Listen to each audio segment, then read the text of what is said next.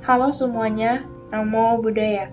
Perkenalkan, nama saya Agnes, NPM 2142046, jurusan akuntansi. Di video hari ini saya akan membuat video tentang marilah berdana di bulan Katina. Ini dia videonya. Terdapat salah satu hari raya atau hari besar dalam agama Buddha, yaitu Hari Suci Katina. Katina merupakan salah satu hari raya dari 4 hari raya yang ada dalam agama Buddha yang dirayakan di bulan Katina dalam kalender Buddhis sekitar bulan Oktober ataupun November di kalender Masehi. Perayaan Hari Katina diadakan sebagai ungkapan perasaan terima kasih umat Buddha kepada anggota Sangha yang telah menjalankan masa fasa selama 3 bulan di daerah mereka. Makna perayaan Katina. Makna dari perayaan Katina. Makna yang terkandung pada perayaan Katina yaitu adanya hubungan yang saling bergantungan antara umat berumah tangga dengan Sangha.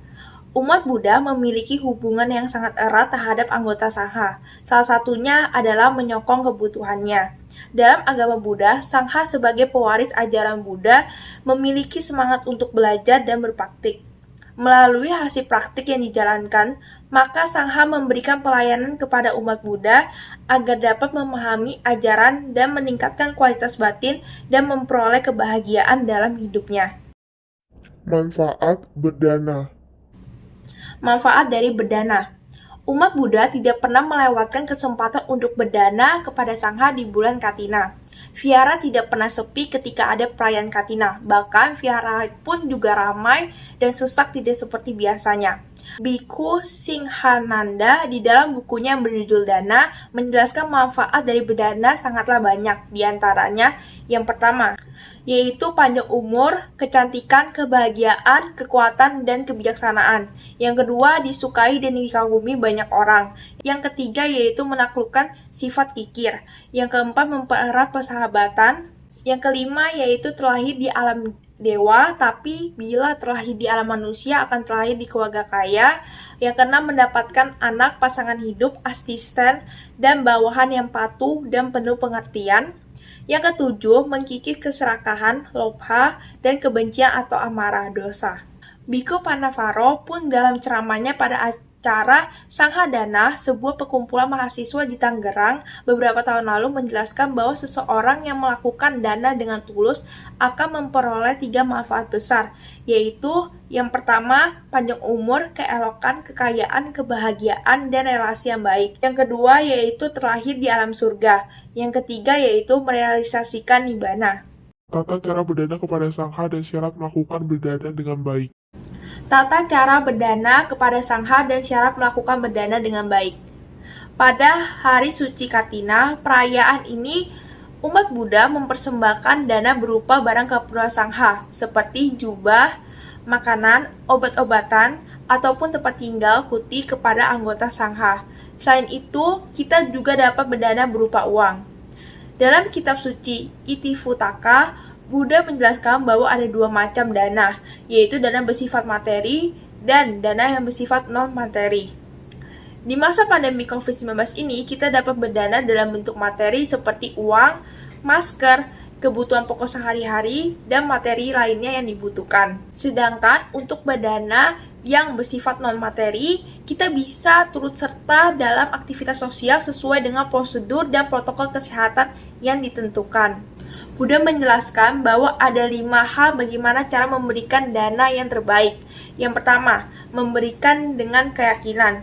Hal ini bisa dilakukan dengan cara menyerahkan dana itu dengan tangan sendiri kepada si penerima, bukan dengan dititipkan kepada orang lain. Yang kedua, memberi dengan penuh hormat. Hal ini bisa dilakukan yaitu pada saat memberikan dana, hendaknya diberikan dengan penuh perhatian, hati-hati, tidak buru-buru, dan tidak ceroboh, sehingga seperti membuang barang yang sudah tidak terpakai. Yang ketiga, yaitu memberi pada saat yang tepat, yaitu misalnya ketika kita ingin berdana kepada biku, tentunya saat yang tepat adalah sebelum jam 12 siang, karena para biku setelah jam 12 siang sudah tidak makan lagi. Yang keempat yaitu memberi dengan hati yang dermawan. Jadi saat kita memberikan dana, hendaknya dilakukan dengan hati yang dermawan, dengan perasaan yang senang, gembira, dan berbahagia sebelum berdana, saat berdana maupun sesudah berdana. Jangan sampai ada perasaan penyesalan setelah berdana. Yang kelima yaitu memberi tanpa menjelekkan. Dalam hal ini hendaknya setelah berdana kita bisa mengucapkan terima kasih kepada si penerima dana karena sudah mau menerima dana yang kita berikan, atau mengucapkan semoga bermanfaat untuk Anda, semoga Anda berbahagia, tanpa menjelekkan atau merendahkan si penerima dana.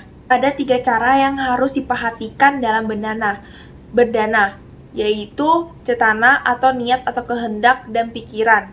Niat seseorang dalam berdana itu bermacam-macam. Ada yang muncul karena kematangan batin melihat kesulitan orang lain, bisa karena pengertian damai yang dimiliki tentang hukum karma, atau niat untuk mengurangi kekotoran batin, keserakahan, dan kebencian. Niat berdana juga bisa muncul karena ingin dipuji, menjadi kaya, ataupun malah karena keterpaksaan. Kalau niat kita tulus, juga akan diperoleh tujuan yang baik, tentunya tanpa pamrih. Berdana juga, pikiran kita tuh harus ikhlas, baik itu sebelum, saat kita melakukan, ataupun setelah kita melakukan berdana.